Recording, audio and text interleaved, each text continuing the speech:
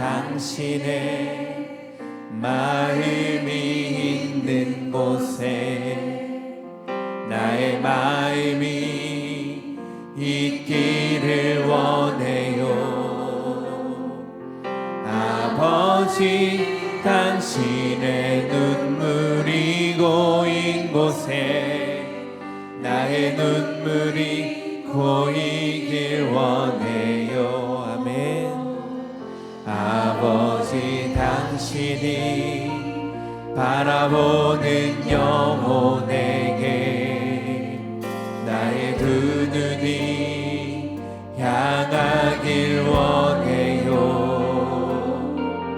아버지, 당신이 울고 있는 어두운 땅에 나의 두 발이 향하길 원해요.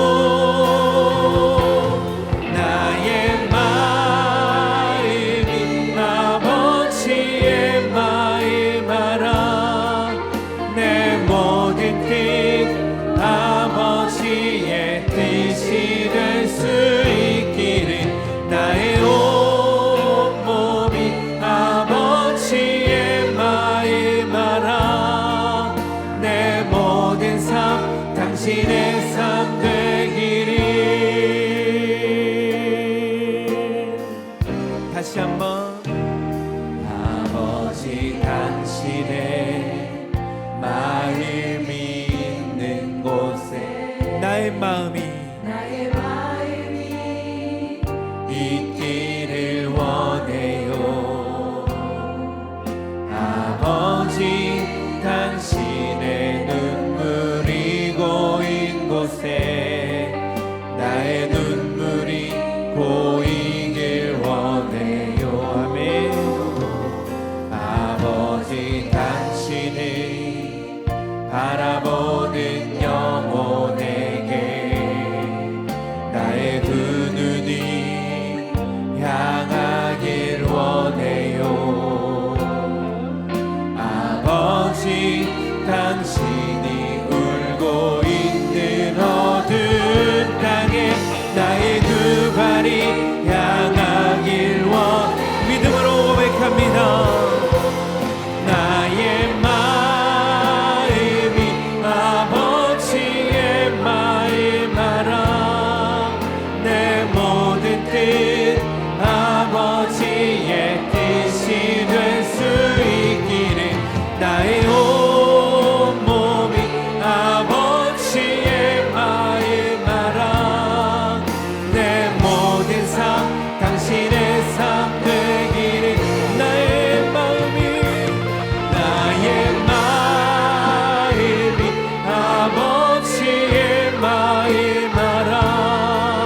내 모든 뜻 아버지의 뜻이 될 수 있기를 나의 온 몸이 아버지의 마음 알아. 내 몸. 우리 함께 자리에서 일어나 고백하겠습니다. 나의 마음이 아버지의 마음. 내 모든 뜻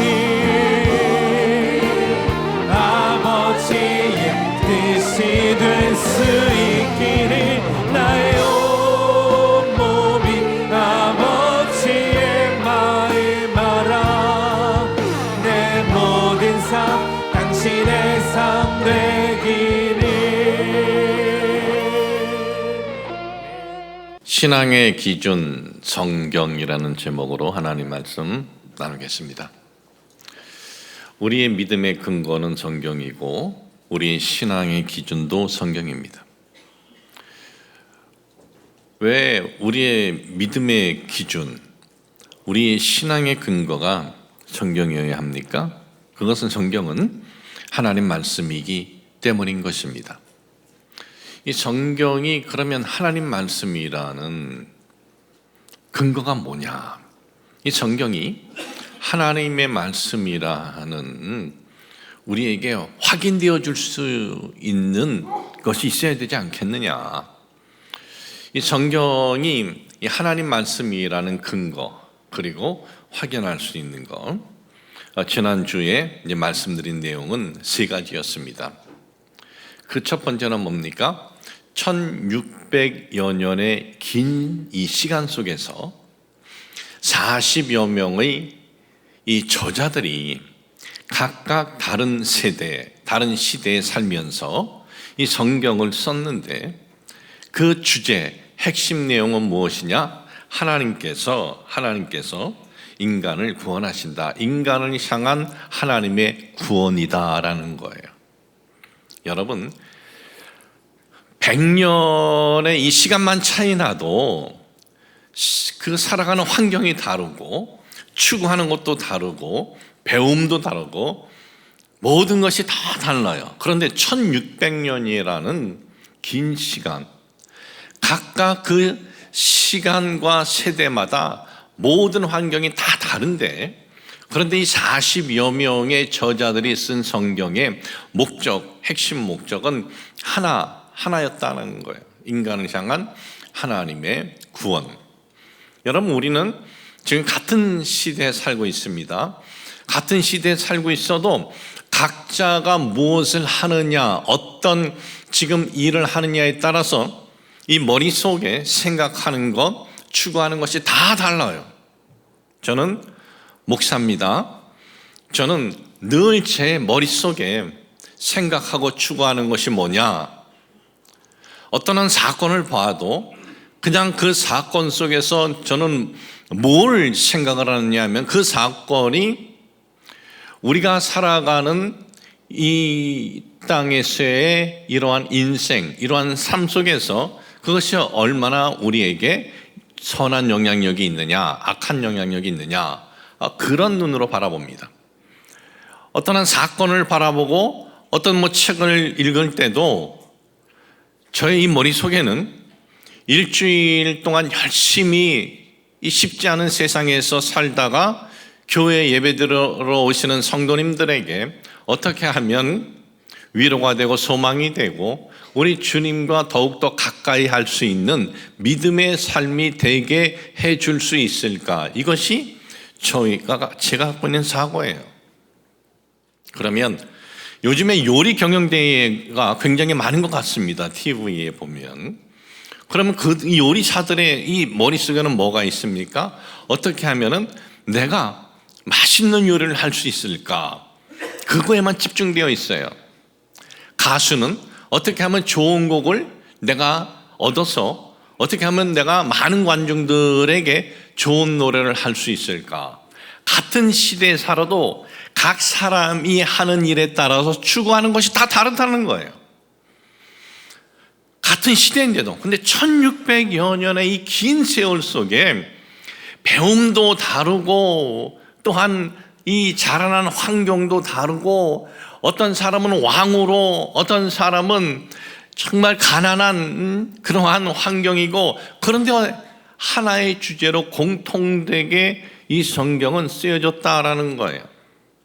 여러분, 우리는 자라온 환경에 따라서 이 행동하는 것도 다 달라요. 얼마 전에 지난 이제 화요일 날 다시 미국으로 가셨지만은 저희 부모님이 서울에 오셔서 한 달을 계셨어요. 보통 오시면 한 달 계세요. 근데 오실 때마다 제가 늘 걱정되는 것이 짐 좀 가지고 오지 마세요. 연세가 있으시니까 아버님도 이제 내일 모레면 이제 90이신데 정확히 87세신데 짐을 좀 가지고 오지 마세요. 그러면 알았다 해놓고 공항에 나가면 늘 4보따리예요. 큰 이민백 2개, 그리고 이 중간거 2개, 이 기내에 들어갈 수 없는 그 무거운 것들을 왜 갖고 다니시는지. 제발 좀 그 병에 든 커피 한국 사람들 안 먹습니다. 드롭 커피를 마시고 직접 뽑아서 먹지.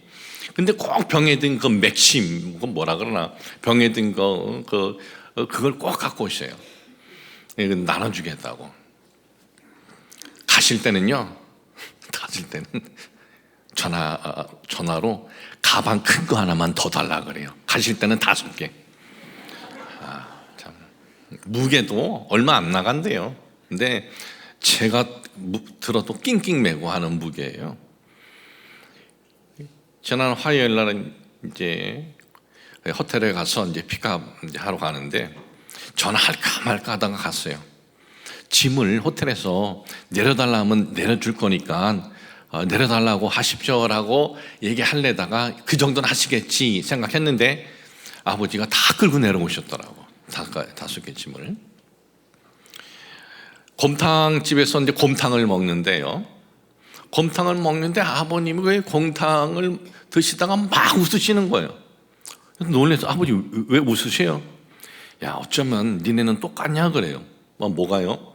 제 남동생이 LA에 살지는 않지만은 텍사스에 살지만은 이제 가끔 이렇게 LA에 한 달에 한두 번 이렇게 오거나 또 어디 갈 일이 있으면 이제 아버님 모시고 가면은 곰탕을 드신대요.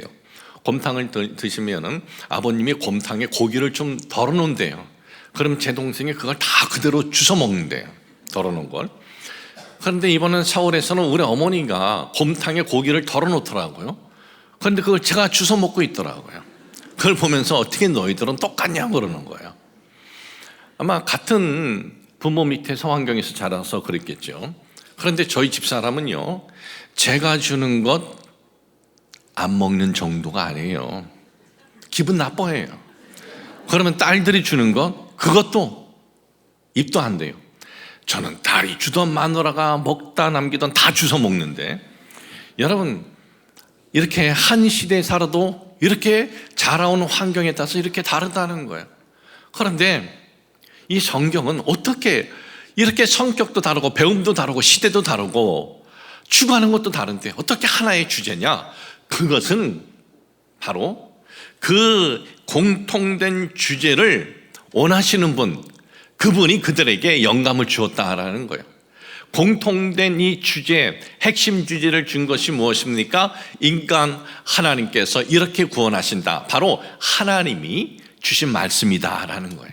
두 번째는 이 성경은요, 이 세상 역사에 가장 많은 어려움, 핍박을 받은 것이 성경이에요.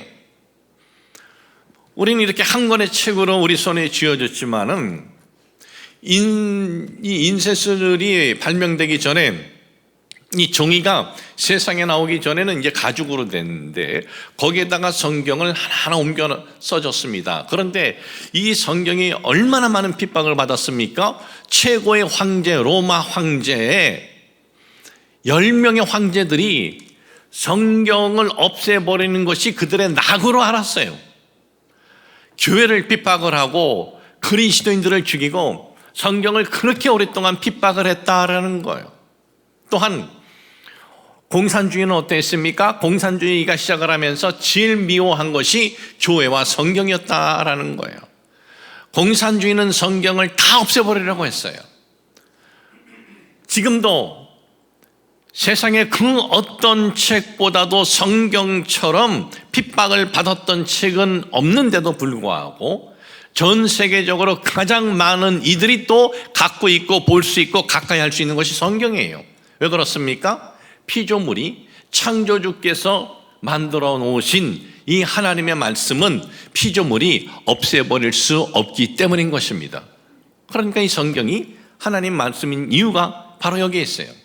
세 번째는 이 성경을 가까이 하고 이 성경을 사랑하고 이 성경을 묵상하면 그 한 개인에게 어떠한 영향이 끼치느냐? 선한 영향력이 끼쳐진다는 거예요.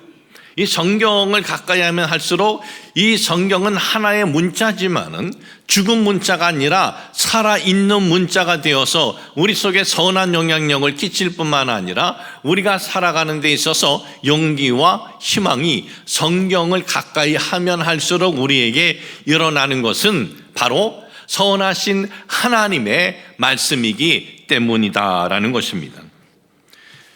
이제 지난주에 이어서 네 번째예요. 네 번째는 이 성경에 기록된 내용을 통해서 우리가 알 수 있습니다. 여러분, 이 성경의 저자는 40여 명이 되는데 이 저자들은 이 성경에 있는 내용들을 보면은 이런 내용들은 좀 안 했으면 좋겠는데 도대체 왜 이런 내용을 썼을까? 너무나 솔직하게 기록되어 있다는 거예요.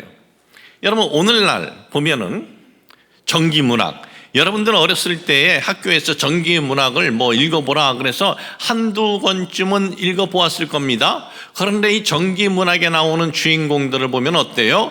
그들의 부정적인 언급은 거의 보기 어려워요. 여러분, 다큐멘터리라고 들어보셨을 거예요. 다큐멘터리가 뭐냐 하면은, 다큐멘터리는 사회적 사건 등을 사실적으로 제작하고 구성해서 그것을 영화나 드라마로 이렇게 보여주는 걸 다큐멘터리 이래요. 그런데 인물 다큐가 있어요. 인물 다큐멘터리. 예를 들면 전 이승만 대통령의 건국전쟁, 또는 김대중 전 대통령의 길 위에 김대중, 이러한 그 인물 다큐멘터리가 있는데, 이러한 우리나라의 역대 전 대통령님들뿐만이 아니라 일반인들에 대한 이 다큐멘터리도 보면은 그 다큐멘터리 안에는 부정적으로 묘사하는 것들은 거의 찾아보기가 어렵습니다. 그들은 이 다큐멘터리를 제작할 때 될 수 있으면은 아주 인간적이고, 그리고 선하고, 그리고 사람들로부터 호응이 되고 박수를 받는 그런 이 내용들이 대부분이다라는 거예요. 좀 부족한 부분이 있으면 그걸 포장을 해서 그렇게 보여줘요. 근데 성경은 그렇지 않다라는 거예요.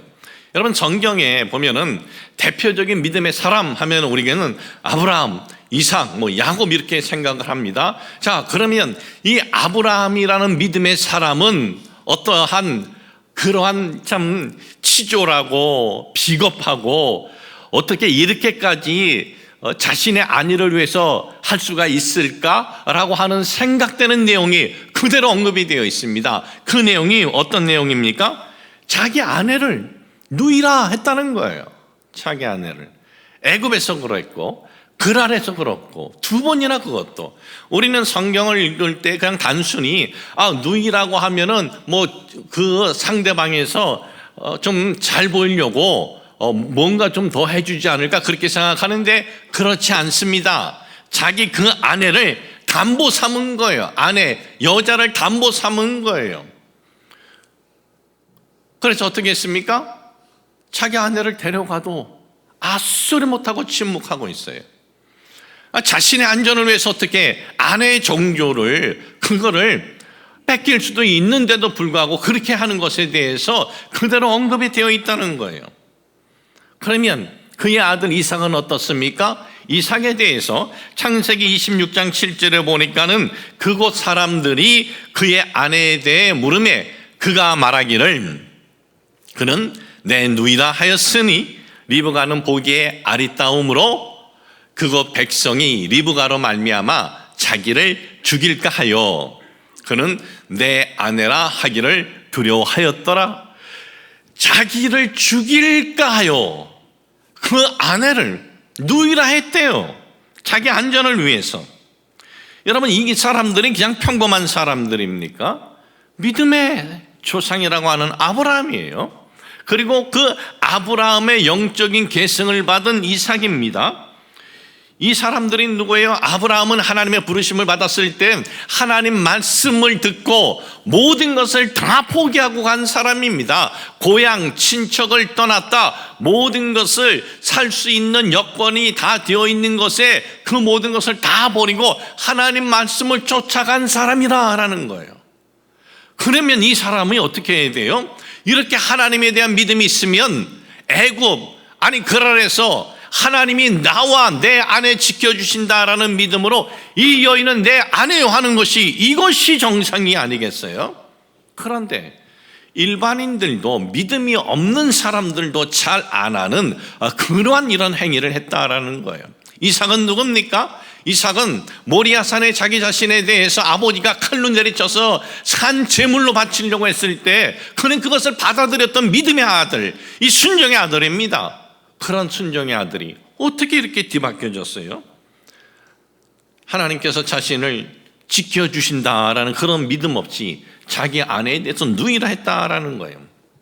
그러면 이는 나의 친구라 했던 다윗은 어떻습니까? 다윗은 자기의 가장 충성스러운 부하 중에 한 명이었습니다. 우리아 장군의 아내와 불륜을 저질렀습니다. 그 불륜을 저질러 놓고 자기의 그 충신인 아내가 아이를 가졌다고 하죠. 어떻게 해요? 죽이잖아요. 우리아를 죽여요. 참 이건 정말 있을 수 없는 기가 막힌 이러한 사건입니다. 근데 성경은 이 하나님의 사람, 믿음의 사람, 이러한 순종의 사람들의 이런 비겁하고 치유라고 이 유치한 이 내용을 감추지 않습니다.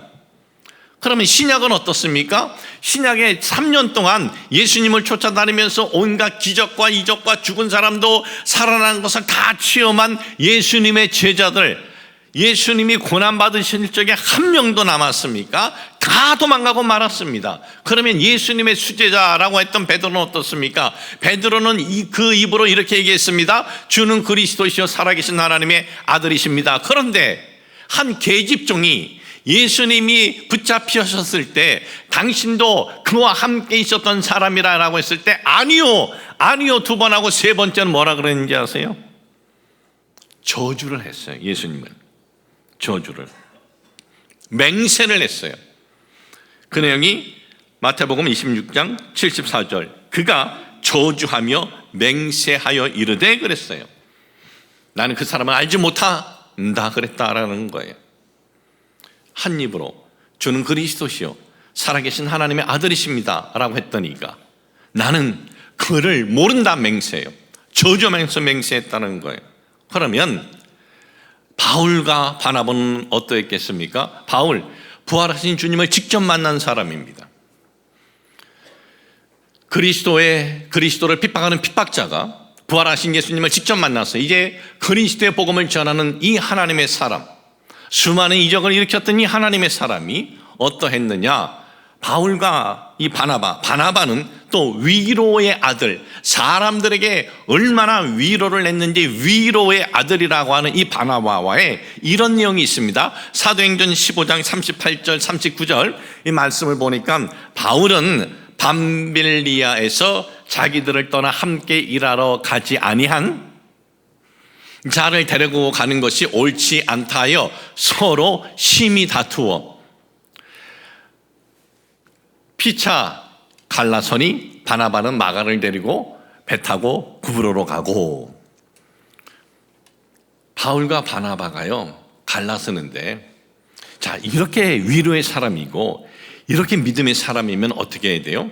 기도하고 서로 축복하고 갈라서야지. 이게 제대로 되는 내용 아니겠습니까? 그런데 보니까 뭐라 그랬냐면 심히 다투었대요. 오늘 또 이 말씀만 기억해가지고 그래 어디 한번 교회 안에서 내 의견과 틀린 거 봐라. 자 바울과 바나바도 다투는데 한번 붙자. 그러지 마세요. 성경은 이런 하나님의 사람들의 이 다툰 이야기도 이것도 포장하지 않아요. 그대로 언급을 해요. 성경은 왜 이렇게 세상에 알리기에 껄끄러운 내용들, 비겁하고 유치한 내용들을 그대로 알리고 있습니까? 바로 오늘 여러분들에게 말씀을 봉독해드린 디모데후서 3장 16절, 모든 성경은 하나님의 감동으로 쓰여졌기 때문에 하나님의 감동으로 주는 그 말씀으로 그들이 쓴 것이지 자기가 계산해서 이러면 이렇게 되면은 이건 안 돼, 이렇게 되면은 너무 이건 유치한 거야, 그렇게 계산하고 자기가 판단해서 쓰지 않았다라는 거예요. 저자들의 그 계산 판단이 아닌 하나님의 영감으로 기록되었다라는 근거가 바로 여기 있는 거예요. 이 5번째입니다. 이 성경이 하나님 말씀이다라는 확실한 증거가 있습니다. 그것이 무엇이냐 하면 이 1600여 년 동안 40여 명의 이 다른 저자들이 성경을 썼는데요. 그런데 이 긴 세월 동안 다른 위치, 다른 장소, 다른 시대에 썼는데, 그런데 놀라운 것은 이 성경 안에 너무나 많은 예언들이 되어 있었다라는 거예요. 너무나 많은 예언들이 있어요.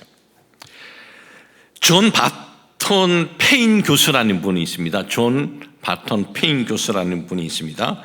위키백과 사전을 찾아보니까 이분은 하버드에서 박사학위를 받으신 미국에서 저명한 구의학 학자이시고 명문대 휘튼 칼리지아에서 교수로 있었던 분입니다. 이분이 쓰신 성경 예언 대백과 사전에 의하면 구약 성경에 기록된 예언 1239개, 신약 성경에 기록된 예언 578개, 신구약 1817개 예언이 있다고 합니다. 놀라운 것은 그 예언 대부분이 어떤 오류나 착오 없이 정확히 성취되었다. 남은 것, 아직 성취되지 않은 것은 마지막 심판에 관련된 내용들 뿐이다 라고 했어요. 여러분 그렇게 들으면 성경에 무슨 그렇게 많은 예언들이 있지? 예언들이 너무나 많아요. 이스라엘 민족이 애굽에 400년이나 노예의 삶을 살았습니다.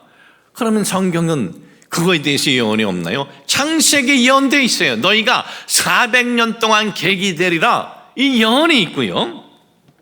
그리고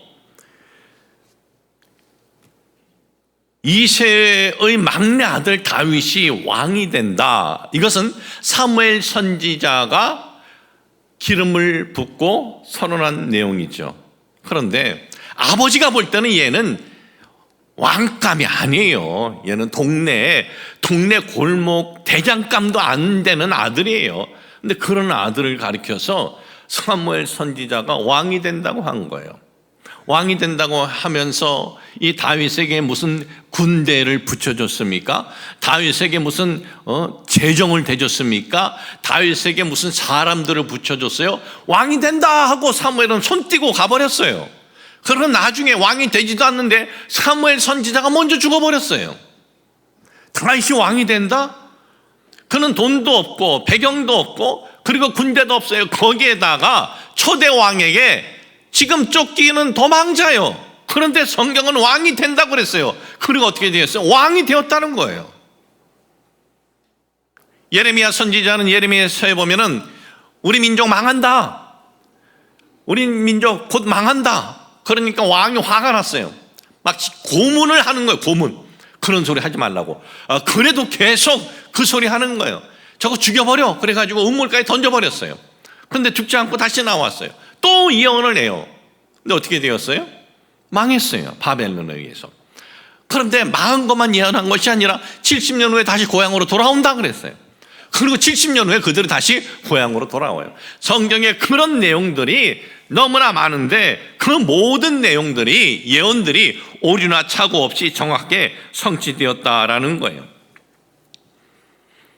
그리고 성경은 말라기하고 신약 성경하고 400년간 침묵이 있어요. 400년간 아무런 내용이 없어요.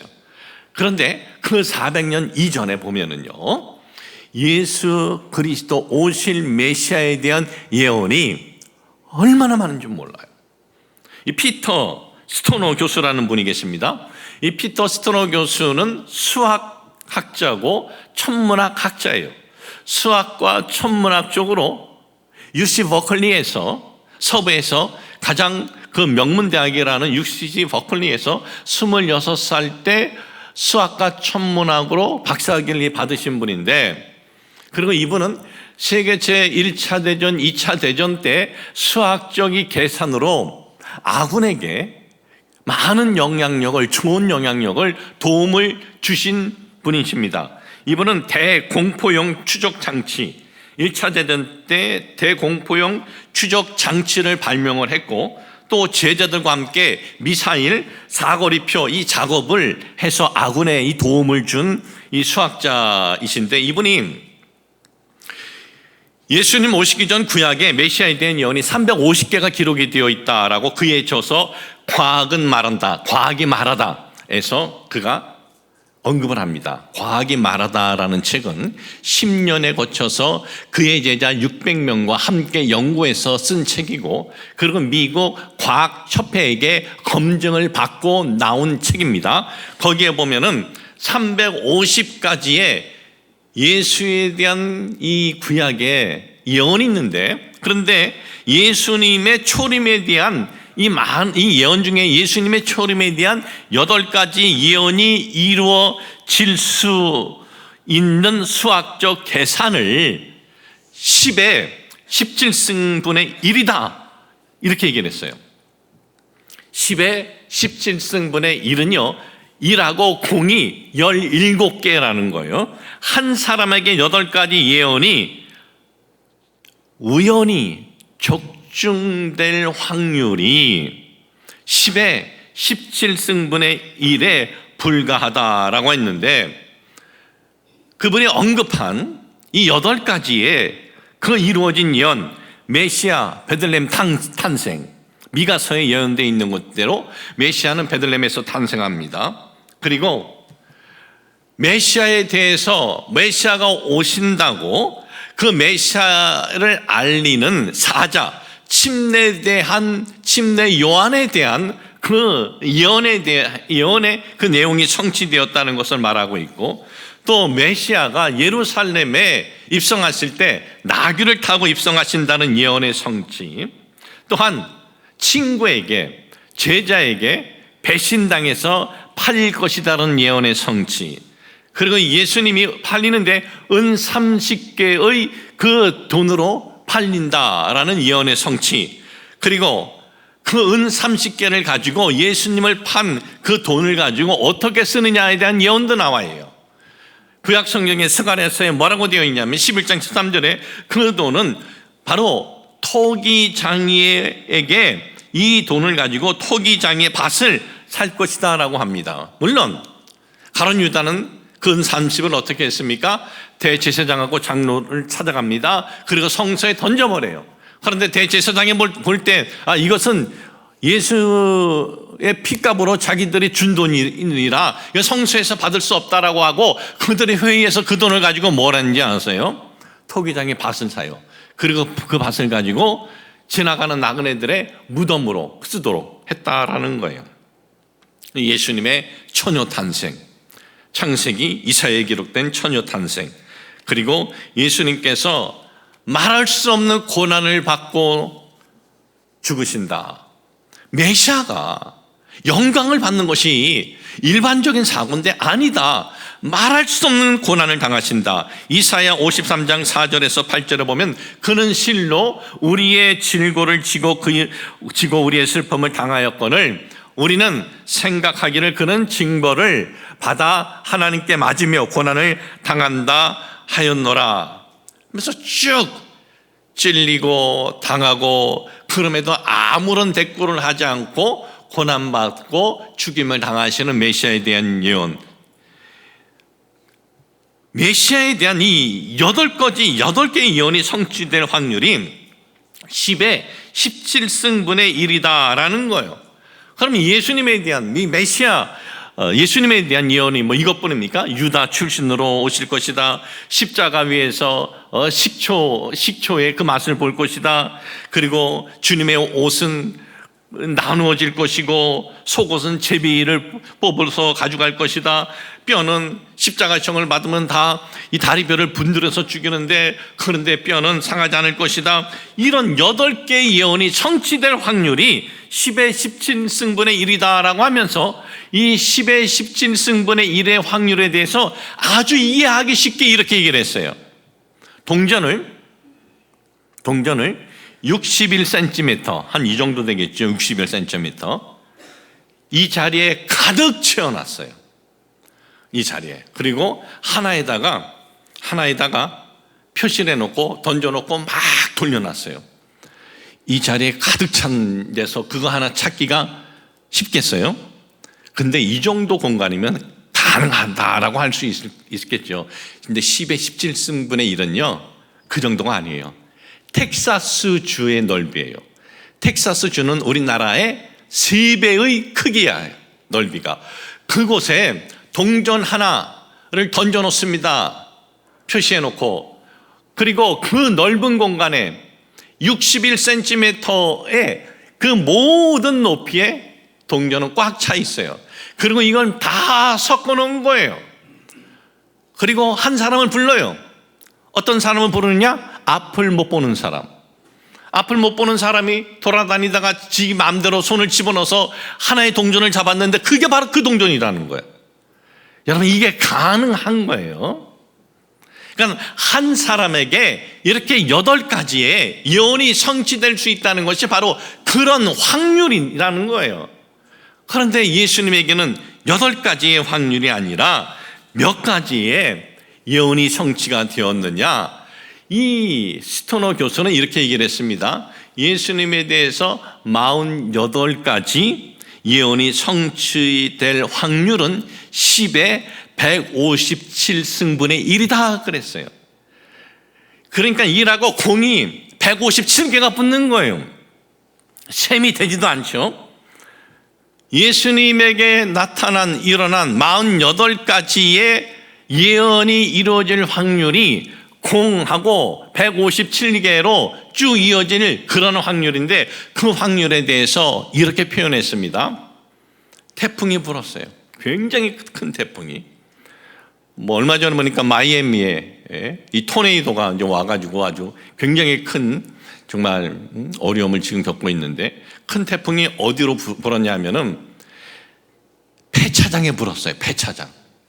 폐차장에 불었는데 이 태풍이 지나가고 나니까 그 폐차장 안에 있는 자동차 모든 부품들이 서로가 서로 짝이 다 맞춰가지고 움직일 수 있는 하나의 자동차가 딱 되었다는 거예요. 이게 157분의 1의 확률이라는 거야. 이게 가능해요? 가능하지 않죠. 이 확률은 무엇을 뜻합니까? 우연히 그렇게 될 수가 없다라는 거예요. 우연히 될 수가 없다라는 거예요. 참 놀랍게도, 아니 신비롭게도 메시아에 대한 예언의 성취는요, 한치의 오차도 없이 틀림없이 완벽하게 이루어졌다라는 거예요. 만일 오실 메시아에 대해서 이 구약의 이 예언된 내용, 이 예언된 내용에 오류가 있었다면 성경을 핍박하는 이들이 가만히 있지 않았을 겁니다. 그러나 그 누구도 오실 메시아, 2000년 전에 이 땅에 오신 예수 그리스도는요, 나사렛 예수는 소설 속에 있는 인물이 아니고 성경 속에 있는 인물만이 아니고 실제 존재했던 인물이고 빌라도에 의해서 십자가의 죽음을 당하신 인물이다라는 것은 그 누구도 부정할 수 없는 역사적 사실이고, 그분이 태어난 장소 그리고 그분에게 일어난 성경적에 써져 있는 이 모든 내용은 이것은 소설도 아니고 성경에만 있는 것이 아니고 실제 일어난 사건이었기 때문에 그 누구도 부정할 수가 없는 거예요. 우리는 그분에게 일어난 이 예언적 사건을 통해서 성경은 하나님 말씀임을 우리가 확실히 믿을 수 있게 되는 겁니다. 저는 오늘 결론을 내립니다. 우리의 신앙의 근거, 우리 신앙의 기준은 성경인데, 성경이 우리의 신앙의 근거가 되고 우리의 믿음의 기준이 된 것은 성경은 하나님 말씀이기 때문입니다. 그러니까 하나님 말씀이라는 것은 성경에 있는 이 내용들은 사실이다, 진리다, 그리고 그대로 되어졌고 그것은 이 말씀대로 앞으로도 되어질 것이다 라는 거예요. 하나님의 그 창조, 인간 창조, 이건 우연히 된 것이 아니다라는 거예요. 여러분, 인간 창조가 우연이라는 이 확률이 어느 정도인지 아세요? 아까 토네이도가 불고 갔더니 자동차가 딱 생겼더라, 이거하고 비교될 수 없는 것이 인간이라는 한 사람의 존재가 스스로 이 땅에 세워놨다는 것이 그것하고 비교가 안 되는 확률이래요. 성경은 뭐라고 말씀하고 있습니까? 하나님이 태초에 우주 만물뿐만 아니라 인간을 창조하셨다라는 거예요. 또한 인간을 향한 이 하나님의 구원, 인간은 육신의 죽으면 끝이다라고 그렇게들 생각을 해요. 교회 다녀도 그런 생각이 더 커요. 근데 성경은 아니라고 얼마나 우리에게 말씀하는지 아세요? 창세기부터 요한계시록까지 그 말씀이에요. 죽음으로 끝 아니야. 한 줌의 죄로 끝이 아니야. 너의 영혼은 영원해. 그리고 그 다음에 우리에게는 보이지 않는 세계가 있대요.